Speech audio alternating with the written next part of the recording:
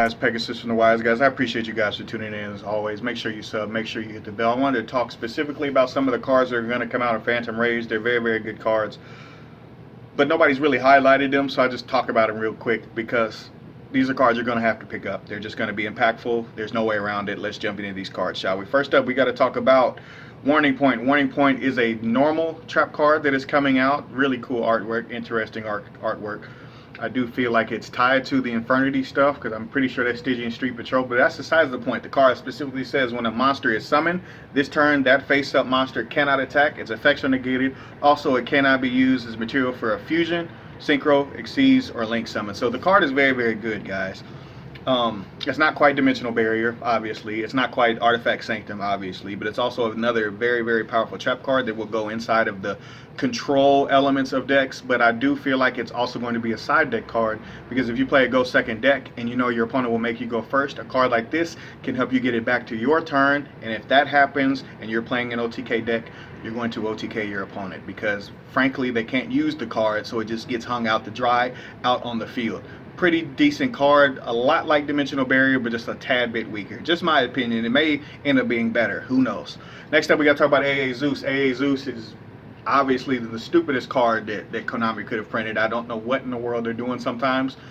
I do feel like they just throw stuff up against the wall or try to come out with the most insanely power-creepingly powerful card that they could without too much thought, and I definitely feel like this is one, because in a deck like Zoo, it's going to pull Zoo up, but specifically with a card like Borbo, being able to attack directly and then set up off of this card, to set up this card, excuse me, it's definitely going to do something rather significant, because it's going to be able to blow your opponent away, and it's not limited to once per turn, which is the dumbest thing in the world. So just when you think things can't get out of hand enough with a card like Dragoon, they make a card like AA Zeus, which is basically Exciton Knight on crack.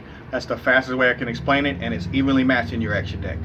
That's enough of that card. I was going to move on to the next card. Next up, we got to talk about Zoo King Alpha. Zoo King Alpha is basically the new Pinkertops. It's going to bounce in a Hane-Hane-like effect. So let's just call it the Hane-Hane, whereas Pinkertops is the Man-Eater Bug type effect. This card is a Hane-Hane type effect to be able to bounce your opponent's card off of the board. It's very, very good. I definitely think it's going to be specifically in power decks like Infernoids, but it also is going to be in decks like Melfi, where it's going to help pull up beast style of effects. I don't even know how to describe the card. I just know the card is very, very good, and it's obvious that it's good, and I feel like it's actually meant to replace the Pinkertops that is now limited to one to sell the card, and it's a secret, and it's also a prismatic. So there's that. You know how Konami does. They knew what they were doing with this card. Let's move on to the next card. Next up, guys, we got to talk about the Virtual Reward archetype. Now, the archetype specifically, Datascape, if you didn't know what it was, is better than people think it is. I've actually just got into messing around with the deck, and I'm slowly starting to understand how good the deck is, especially with the Synchro being able to be a macro Cosmos. Very, very powerful effect, but it's more than that. It's the ability to go into rank 9s. It's the ability to combo, but it's also the ability to play in different styles and adjust to your opponent. Earthworms, Wind Psychics, very, very interesting archetype. I can't say too much about it. I do have another video coming on Cosmo, because I do feel like Emergency Teleport is going to come to 3 because of some of these other decks that have Psychics in them, and Datascape, aka Virtual Ward, is definitely going to be a distinct reason. It's not even a question.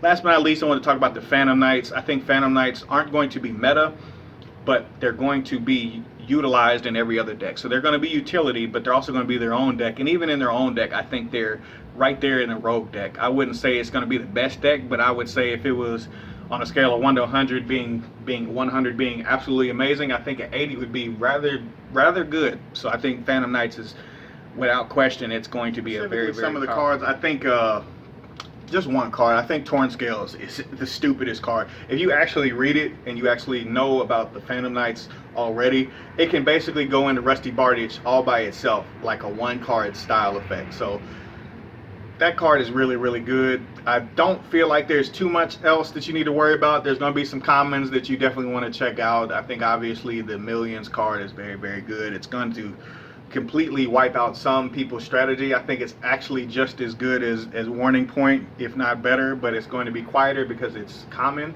if I'm not mistaken. There's some Flying Magic Cylinder type cards, and I could go on and on, but I'm done. I'm out. YG baby.